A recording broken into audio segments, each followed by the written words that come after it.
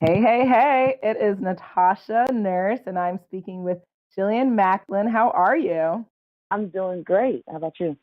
Good, good. So, just so everyone knows why you are a sister on fire, I will share a little bit about your story. So, Jillian is an actor and a voiceover artist from the DC Metropolitan Area. She's a 2018 candidate for a MFA in acting at the New School for Drama in New York City. She's a graduate of Spelman with a BA in theater, and her select credits include stage voiceovers in television, radio, and you've been a part of the Grand Scheme, The Tempest, In a Word, Speechless, Shave, I See You See, Kasha, the Zulu King. I'm sure the list goes on and on.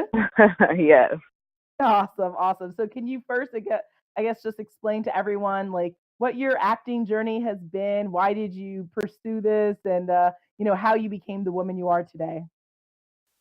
Acting was always something I considered a hobby growing up. I was actually bio pre med for the longest time, and I used to Mm-hmm. do theater. It was actually my dad who, wanted me to go into acting and said, you're really talented. Why don't you just do this? And I kept telling him, it's not a job, Dad. Like, I'm going to be a doctor. Mm. And I changed my mind fully. It wasn't until actually at my freshman year at Spelman. I was bio pre med, like I said, and Mm-hmm. that summer I was actually working at Howard University at the Office of Public Health. And my boss called me into her office. I was joking around with someone in the hallway, and I did a voiceover. And she called me in, and I swore I was being fired. And I was like, "Oh God, she must have heard me." I was Mm-hmm. not playing around. I was still on my lunch break. And she told me, "Do you really want to do this?" And I'm scared, like I'm getting fired. I said, "Yeah, And she's like, "You're really talented." And I went to Yale, but I should have done theater, and I don't want you to make the same mistake I did if you're really not into this. And I went home, had a conversation with my parents, and my parents were like, finally, whatever you want to do, we're here for you, which is amazing to have. And I changed my major to theater and never looked back. That's so interesting because it's kind of the reverse of, I feel like, the common story of, people are telling you to be a doctor, a lawyer, and whatnot. And then the person's like, no, I want to be a creative. And in your case, you're like, no, Right. I'm determined to be a doctor. That's so interesting. Yeah. Why do you feel like you needed, not convincing, but like you needed the universe to speak to you that many times to like make it clear, like, no, madam, this is what you're doing? Right. I ran from it for so long because I Hmm. didn't think of it as a career per se. In my mind, I've always considered myself the next female Patch Adams as a pediatrician. You could not tell me that was not a career goal. And I loved healing through laughter. Um, but I knew that this was something that was fun for me. I never want to go into an office. That was never something I wanted to do. I hated cubicles, and it was something that I knew I had to do, and I ran from it. I didn't even like the term actor. I was like, well, I'm actually a voiceover artist. That's different, which Mm. is acting. And I'm grateful to have the kind of parents I do who are supportive, because especially with, as a creative and as a theater person, people are usually afraid of that for you. They don't want you to get started an artist or have a hard quote unquote path. But you never know how these work out. So I guess I had to listen to myself and stop running from the truth. Yes, yes. And how has the journey been? Has it been like what you thought it was going to be? Well, not necessarily. Hmm. As you said, I'm actually getting ready to graduate in May with an MFA, and I never thought I was going back to school. That was not something I thought I would do. Especially leaving Spelman, I started, auditioning and doing other things. And one of my mentors said, you should look into it as another form of getting actual like tools. And I think people often forget that as actors. Like, it's not just picking up a script and memorizing a line. Like, you have to sharpen your craft all the time. Even the greats are still taking classes and taking notes, and that's how that goes. But when I applied to grad school for acting, I did not know what I had gotten myself into fully, Mm. or how much of a big deal it was. I knew I was going into a program to actually do the work instead of taking classes left and right and not really knowing. what was next for me. Mm-hmm. But in an MFA program, it's so concentrated, and it's not a lot of Black folks in MFA programs, believe it or not. I'm actually one of two in my class, and across the board, people that I know who have MFA, people of color, will say the same things.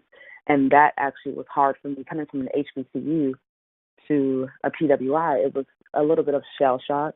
Mm-hmm. And Atlanta to New York is shell shock in itself because space and the subway and rats. Mm-hmm. But an MFA program is so concentrated in breaking you down in terms of the habits that you've done for years and how you see yourself, how you present yourself to other people. And in acting, you've got to know yourself in order to play another character.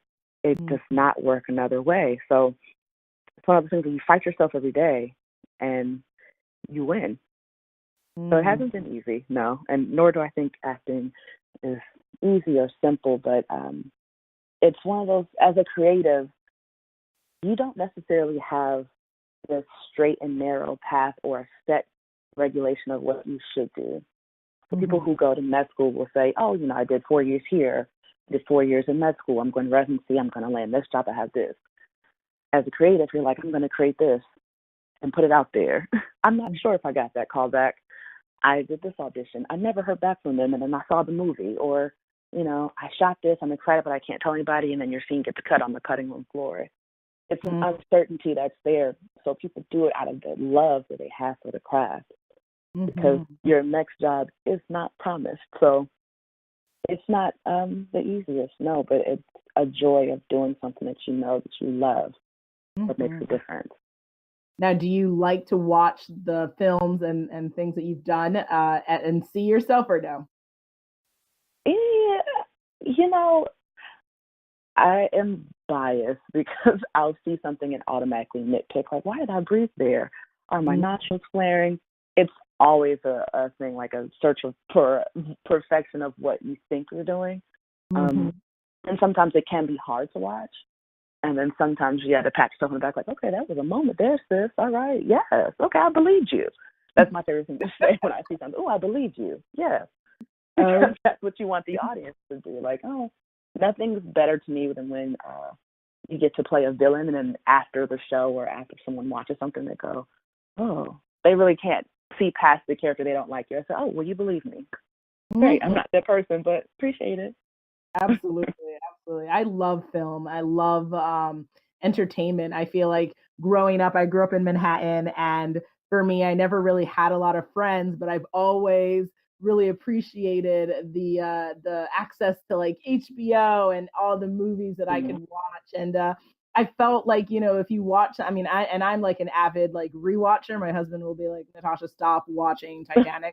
I love to watch like Hunger Games over. Like, I love watching things. When I love something, I've seen it like a million times. And it's because there's something very comforting about seeing these faces and hearing these words that just resonate with you. And just, it's something that I think really has an impact. So I love that you're saying that, the people involved in it it's because you're doing it because you love it, right? And you love to be a part of it. Now, why do you, it is interesting that you said that you find not a lot of Black actors and actresses have MFAs. Do you think there's like a reason for that? I think it's a multitude of things at this point. This being my third year, you end up seeing people come and go, and they're very selective. These programs are usually, I have a friend that has 8 people in her program. Mine was 14. But there aren't a lot of scholarships, and if they are, it's, you got to get at least one. And after paying for undergrad, who wants to go deeper into debt or have to pay an obscene amount of money, especially for New York City, having to pay for housing and on top of tuition and books and life in general, and having, a lot of class that doesn't allow you time to have alternate jobs or even, try to audition somewhere else. I think that's part of the reason it's time consuming. You're talking 12 to 14 hours a day. And for some people, if they've already gotten a degree in undergrad, it's like, let me just go out there and try because I don't know. It's so many things, and it can be very frustrating because, I mean, even with higher education, the importance of it, or not saying that having an MFA makes you a better actor, a better person, but when we look at different degrees, what that means to people, because I did not think I was going to school at all. But there's not that much money out there either. I have a friend who actually was starting a fund for Black actors to go to school to have these opportunities, even to, go overseas to have things so we can have more experiences, but it's so expensive and we're not granted the same opportunities. Absolutely, I hear you. So now, when it comes to diversity in film, right? I think that's, I think that the conversation is being had enough to the point where it's like definitely making mainstream. Where like, I think just recently this week I saw things about like the Oscars not being as lack of diversity as it has been in the past, and like nominations for people. And so, do you feel like the conversation is helping also like Black women, or or are we still also like typecasted? Like, what are your thoughts on diversity and how we're represented in films and movies? There's definitely a shift that has happened. I'm grateful for that. Something as simple as, people don't realize, like Scandal with Kerry Washington was the first time we had seen a Black woman play lead on a national network, I think, in 25 years or something like that. Yeah, it was like which is obscene, right? Crazy. But you don't pay attention to things like that. And I think it's important now. There's a shift. Like even This Is Us is a great show, but it's showing a different side of people that we don't necessarily look at. And Sterling K. Brown, of course, kills the role of Randall if you watch the show. But I think the shift is also coming with creating our own work. So with Issa Rae, Lena Waithe, like all those people who are creating stuff for the Black people that they know, and the people of color that they've seen, and not just a stereotype of what people think they see on TV, or what they've seen on the train, or anything negative they want to portray. So when you have your own control of the narrative, it's just like if you learn a history lesson and someone is teaching you this is the way it's supposed to be, but you pick up your own book and go, wait a minute, this started in 1820. What? Like, I've been told the wrong thing. But when you create your own narrative, you're able to control your own story. And I think that's where the power is. I agree. So with the new shift, that's what's happening. And I love that it's happening. I agree. I think it's so true. And I think that what, anyone listening needs to think about is the fact that you can't expect someone who doesn't share your narrative to share your narrative in the way that resonates with you, right? Because because if it was the reverse and people of color were the head of being storytellers, would we make an effort to focus on people not of color and making sure that their narrative is true to what they wanted? No, we wouldn't, right? Because that's not, people are biased. People walk around with what they want to do when they want to do it. And I think that you're absolutely right. If you want to have Black stories told in a more diverse and a more truer sense, then you have to have us who are writing the checks. You have to have us behind the camera. You have to have us, in the editing room. Like, we have to be a part of the conversation top down, right? And not just the people on screen, because there's but so much that they can do. What are your thoughts with the new film with, is it Tahari Henson? Or I saw some interesting thoughts on social media. Have you seen some of that stuff? For A Proud Mary? Yeah, like I have not seen it yet. Sorry.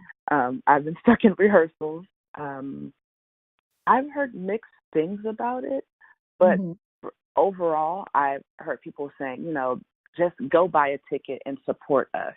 Like there's a lot of films coming out and people are like, oh, well, whatever. Like everything won't be a Get Out, but let's try to support. I have a friend who actually bought a ticket, was stuck in rehearsal, so she didn't even get a chance to go. But I think it's good to try something new, because Taraji has done several different roles. I think this is the first time we've seen her as a lead in an action type of film for herself, which I think is a good look as well. I mean, we have Black Panther coming out, which is awesome. But to switch it up a little bit, but I haven't seen it enough to talk about it. So Gotcha. I saw some interesting things about people saying that it wasn't like the studio wasn't behind, like not advertising it enough. So I wanted to know if you had also seen information about that too. I mean, you can always tell usually with films what kind of backing they have. Mm-hmm. I forget what movie came out, but the promo didn't start on TV or anything until maybe a month before, and it wasn't a lot. It was like little random sprinkles of things. I didn't even know this came out.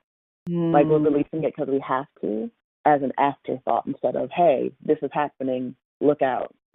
Yeah. But I don't necessarily know whose fault that is. If that's a PR thing, if it has to do with the film company themselves, or so. I don't know. I think that's all depends. But I love that you said that, yeah, that we have to, even if you can't see it, something doesn't mean you can't buy a ticket for something, right? That's how you show support, because I think that, it's like a chicken and egg thing, right? Where if studios are saying, we can't have major leads of cast with majority people of color because when we look at ticket sales, it doesn't match. The only way to change that conversation is when we do come out and we do support. And like, I think like everyone's super excited about Black Panther, right? And I think that they're estimating $150 million for like the first 4-day weekend when it, kind of releases, and that people are buying tickets now. And it's like, I think that we have to prove it to the people at the forces that be, that we want to see ourselves represented. We want to see ourselves in all different shades, in all different sizes, and that every time there's an opportunity to support, we will, and we will be very loud and happy about it. But that leads to the question is, as an actress and given the work that you're doing, how has being a woman and a person of color really affected your journey?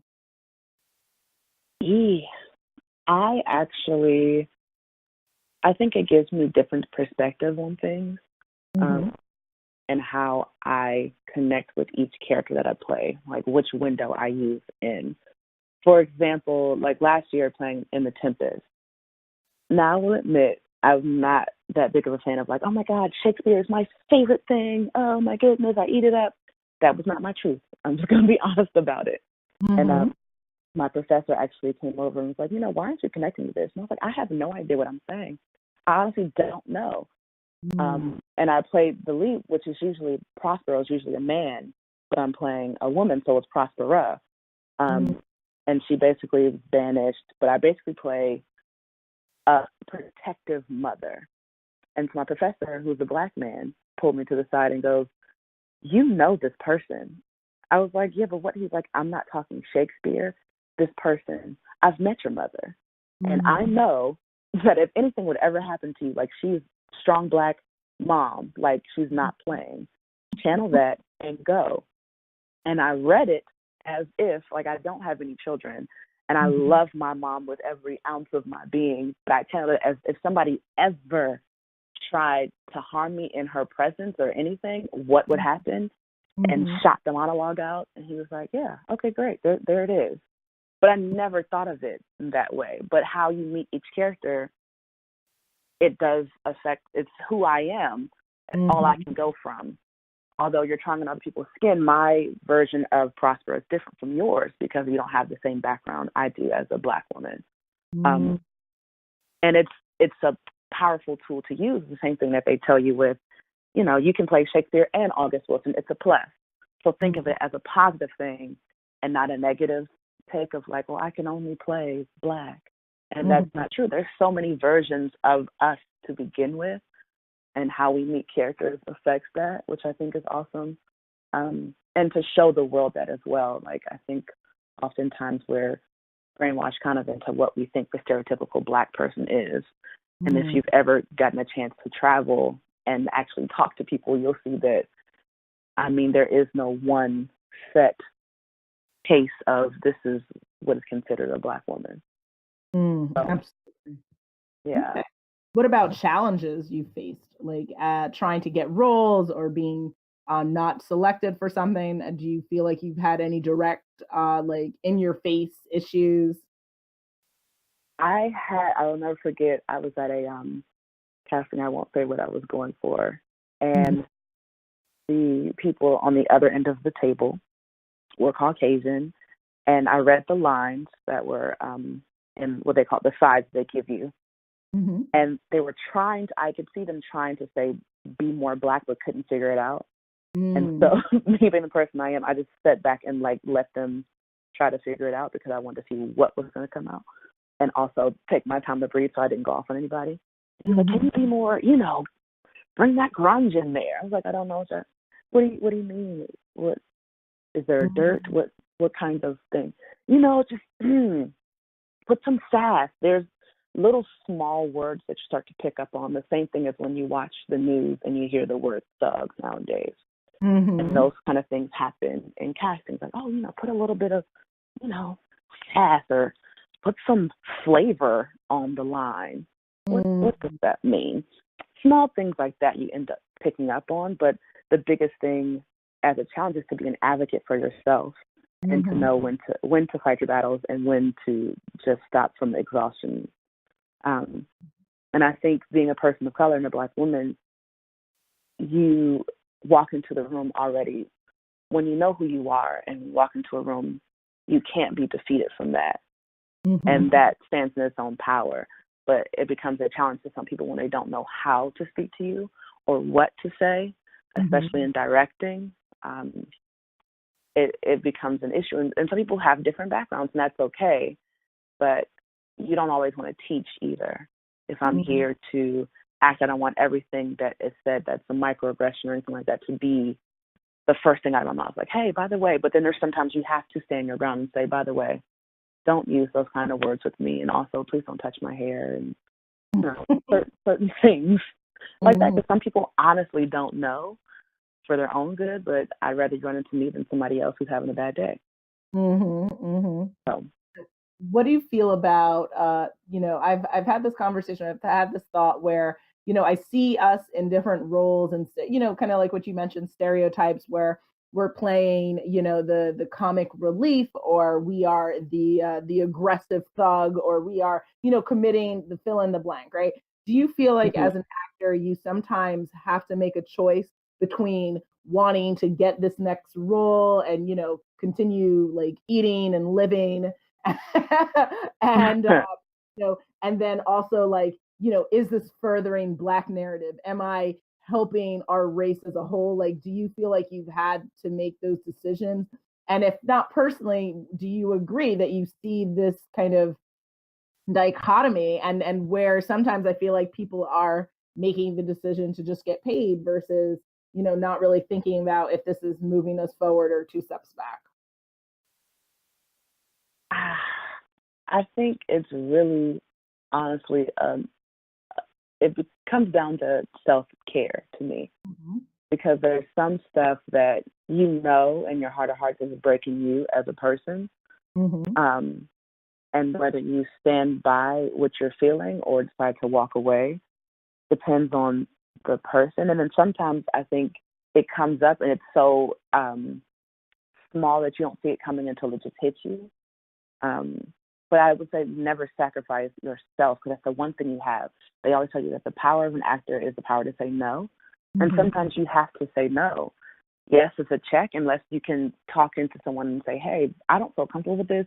Can we change the line, or, can we change some of the character background? And I don't feel comfortable with A, B, and C. And sometimes they'll hear you out, and sometimes they'll go, no, this is what was written. What's the problem? And you have to make a choice for yourself to go, you know what? This is going to stick with me forever. I don't feel comfortable. I got to get out of this. And I think you end up knowing. Sometimes you can read the script and go, wait a minute. No. Or you'll get in an audition and go, something just doesn't feel right. And I always go with my first instinct of like, sometimes you have to pass on the thing that you think is the biggest thing in order to not sacrifice your soul. At the end of the day, you have to live with yourself. So I don't think the money is worth it. And granted, it's fun to get work. Like, yeah, I got booked for something, but is it worth your well-being, your mental health, and stability? No. I love that. Yeah, I mean, I think, it's hard because some of the like classic, right, like Black films that we love, we do have, a certain type of persona that's being perceived from the roles that are in the film. And it's like, I don't know, like 10 years from now, are we still going to have movies where we have like a Fridays, right? Or someone dressing up? Like, are we still going to have certain roles be portrayed? And if so, like, do we care? Like, do we care about the whole community or is that too much of an expectation? Because, is that a same expectation we would put on someone who's not a person of color? Right. I wonder if there's an audience for it, people will make it. I think that's what it boils down to. People want to see it, they just continue to make it. But that's why I think it's a good wave what's happening now in terms of our Black narrative. Writing for ourselves, we can determine, hey, this is what's cool and this is what I see. And then there'll be a shift of like, let me sit back and start watching this. But I think, if you look back at the movies that we had like in the 70s and 80s and how much things have shifted, and we had like blaxploitation movies and how things have shifted from that as well. But it all depends on the audience and who actually is looking for it. But when we start taking control of it, like, hey, well, I'm going to go see this. This is what's cool. That's how you shift things. So when we're all going out to see Black Panther, people are like, oh, Black comic book characters? This happens to be cool. I don't think that would have ever been a thing in the 1970s of like, what? Y'all are going to watch what now? Gotcha. So, I understand. Yeah. Okay, well, then that leads me to my next question about, Sisters on Fire. So first, just to give you a little bit of context, it was started as a play by Marcia McNair and Anissa Moore, and it was formerly 10 years ago called Diary of a Mad Black Feminist and been recoined as Sisters on Fire. And it's really about sharing the Black woman narrative in this country. And it talks about, it really even goes beyond race. It's really stories of humanity and focusing on, what are we dealing with amongst each other as women, Black women? What are we dealing with when we're losing our husbands and our brothers and our sons to senseless violence? What are we dealing with when it comes to Hurricane Katrina and where we're not getting the same support and attention to news catastrophes like that? And it goes on and on. And what we wanted to do was to keep the conversation going about Black narrative and celebrate women and what they're doing to further their career, to further their community, to further their advocacy work, like yourself. And so my question is, what does the term Sister on Fire mean to you? Sister on Fire. To me, it brings up the emotion of being unstoppable as a Black woman. We've endured so much, and there's always a fire inside of us. And so when you see us, you see the light, which is why people are so drawn to Black women. But that's why the fire inside of us is always visible. I don't care how bad of a day that you're having. We have so much power, and even when you have a small amber, it can turn into a flame. That's what the Sisters on Fire speaks to me when I hear it. I love that. And so who would be women in your life who did that for you, who kept your flame going while keeping their flame going?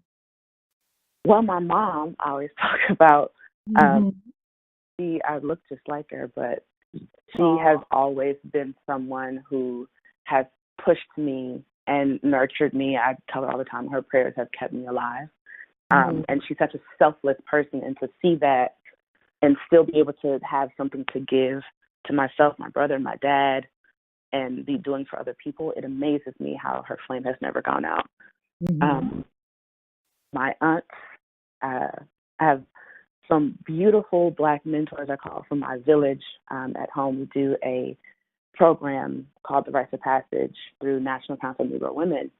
And some of the women who are part of that program are continuously call, check in, sometimes check you and say, hey, you need to get it together, which I love. And I have my close friends who do the same thing. And you have to have those circles where you can't do it by yourself. And I do believe that it takes a village when you have people around you to support you and kind of check you at the same time. Like, hey, I know you're having a bad day, but you can't stay in that space. Let's move on. That's where the power comes in, and I'm grateful to have that as well. I love it. Awesome. Okay. And so given all that you've learned now and your journey, what I guess has been the most meaningful thing that you've learned, and was there anything you would have done different? Uh, the most meaningful thing I guess I'm still learning is to accept the fear Mm. um, and the doubt, because usually that's where the powerful stuff lies, the stuff that you don't want people to see, or that somehow you try to hide from. The same thing they tell writers, like, if that one thing that nugs on you, you should probably write it. And just to go for it. I think when I was younger, I had a tendency to I'd have an idea or a thought and be like, let me just pull back a little bit. And thankfully, I learned to stop doing that. But when I started to embrace the fear of like, this is scary, but I'm going to go for it. So when you live in that uncomfortable space is when you grow the most. And I probably wish I'd started that earlier. I probably feel like I'd be further along with life, but it's scary. Of course, the unknown is very scary, but when you greet it with open arms, I think it changes things for you. Absolutely. Because again, right, when you think of great things that are happening, they're most likely not happening with someone who's comfortable, right? Or someone who's not stressed out, right? I mean, success is hard. It's hard work, and it's never going to get easy, but that's okay, because, life isn't about the easy. It's about the grind. It's about going after what you want and failing again and succeeding and failing and really just enjoying the process. Okay. And so they I guess always say fail big or don't fail at all. exactly, right. And fail forward. Yeah. You have to keep moving, moving forward. So the thing that you would have done if you could have gone back now would have been to just push your limits more and do things that made you more uncomfortable. Just go. Literally, that's all I can think of. Just go. Instead of looking at the pool, jump in. I don't care if you can't swim. Sometimes you just have to go. When you start second guessing yourself, you can talk yourself out of amazing things. And I think I've done that, and that's one of my regrets of like, why did you just go to that audition?